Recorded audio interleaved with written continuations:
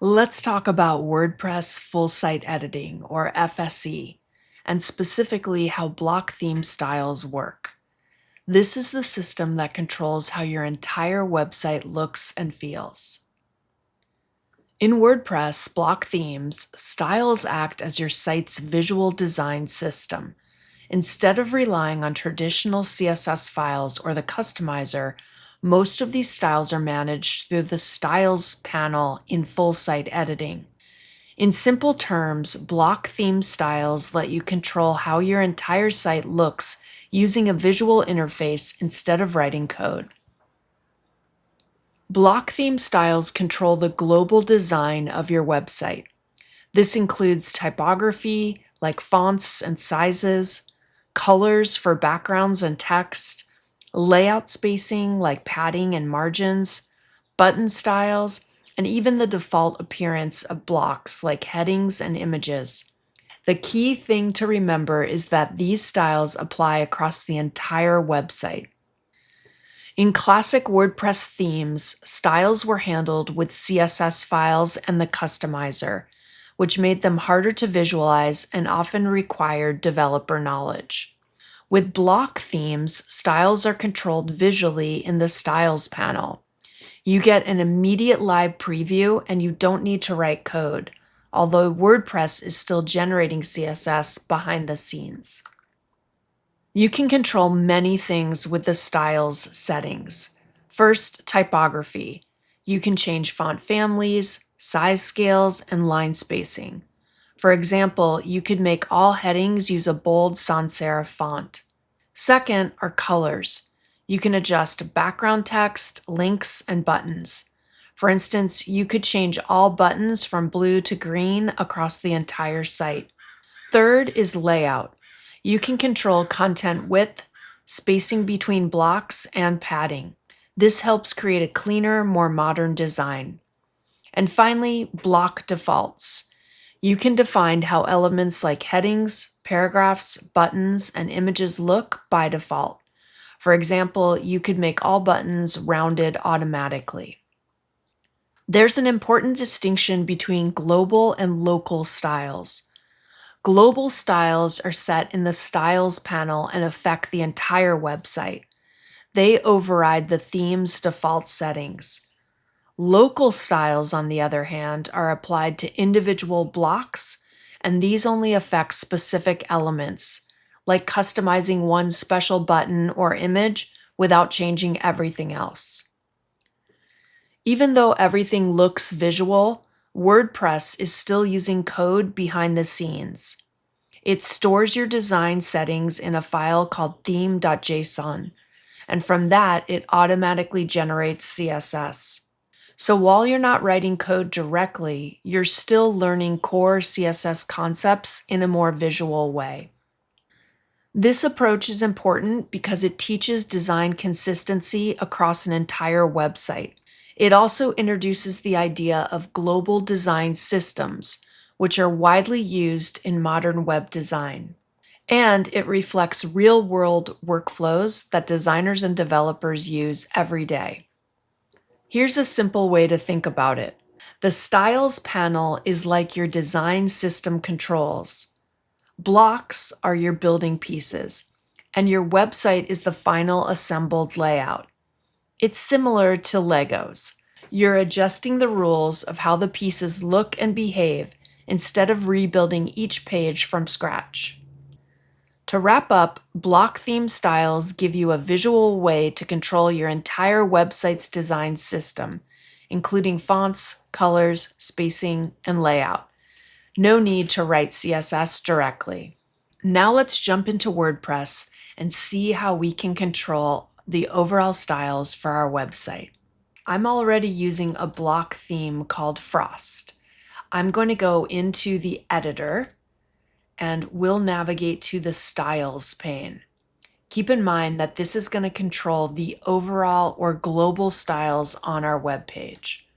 We have the option here to browse styles. These are predetermined sets that come with themes. So some themes will offer predetermined color variations that you can use to easily get up and running. It is, however, worth mentioning that you don't have to use these styles. You can make your own.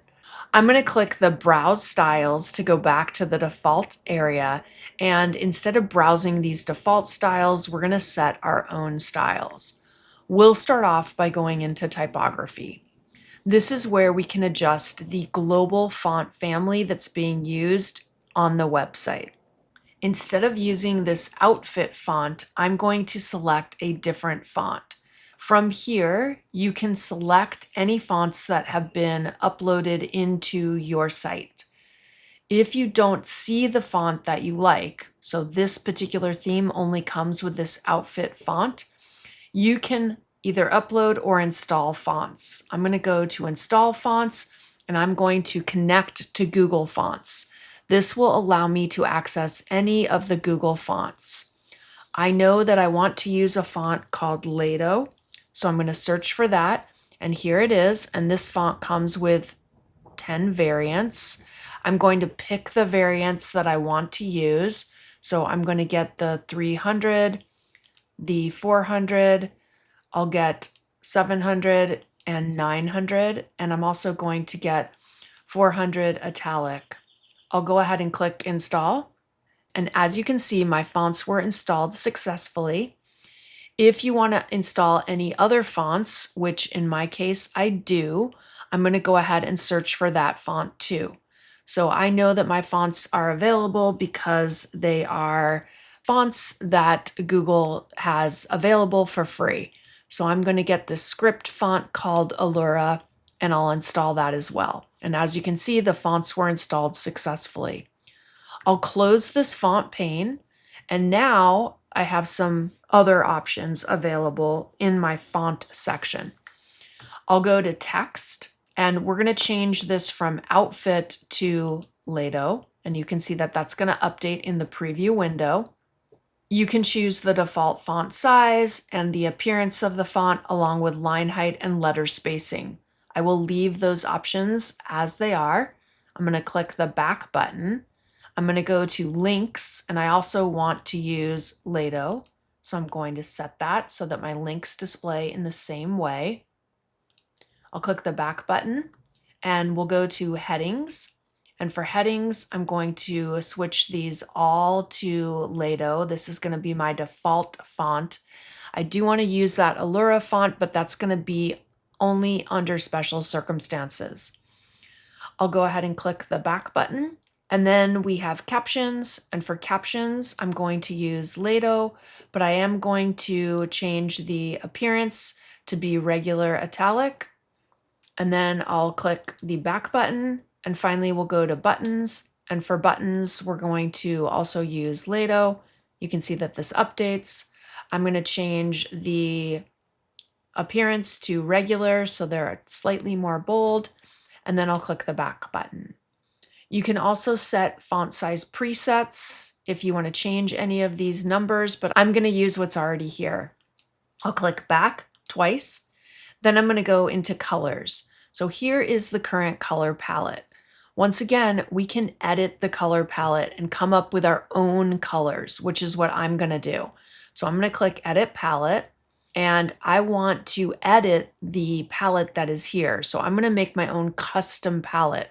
I'll click the plus sign here, and then I'm going to specify the various colors. So I already know the colors that I want to use. I know what the hex values are. So I'm just going to go ahead and plug them in. I'm going to use this gray color. Then I'm going to hit the plus sign again. And for the next color, I'm going to use a teal. I'll click the plus sign, and I'm going to create a golden yellow. I'll click the plus sign again, and we're going to add a brick red. Generally, when I'm building a website, I like to come up with a plan in regards to the color palette that I want to use, the font families. So I generally make those decisions before I start developing. This is helpful, and if you do create comps or wireframes, it makes it really easy to have the color palette and the typography choices all set for your website. And I'm going to just add a white, and the last color is going to be a lighter shade of gray. All right, I am done, and as you can see, my custom colors are going to be part of my theme at this point. We're not using any of these custom colors, we've just made the palette so it's available for us. I will click the back button right here, and now I can assign specific colors from my color palette to the various elements. So I'm going to make my text be this gray by default.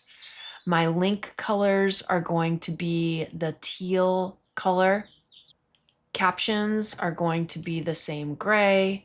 For the buttons, we have different options. We have the option to set the text color, the background color, and the gradient. So by default, my buttons are going to be green. And then for the text color, I'm going to use my light shade of gray. And you can see that this updates in the preview. Then I'm going to go to headings, and by default, my headings are going to be teal. And you can see that all of these options or choices that I've specified are going to show out throughout my theme. I'll click the back button. Now we're going to go to background, and we don't have a set background image or color that we're going to set, so I won't change anything there. For shadows, you can set how you want shadows to show up. If you're using shadows, I'm not going to set those. If we go to layout, we can specify how wide the blocks are going to stretch on the page. Content width is the main reading area of the site. This is going to set the standard maximum width for most blocks. This will keep the text and content easy to read. It also prevents content from stretching too far across large screens. You can think of it as the body text column for our website, and it generally will affect blog posts, paragraphs, and normal images. The wide width is the wider layout option for certain blocks. What it does is it expands a block wider than normal content width, but not full screen. So this is used for more visual sections of our page. You can think of it as stretching a section out for emphasis. It might be helpful to use this in image galleries, hero sections, or feature banners, or even columns.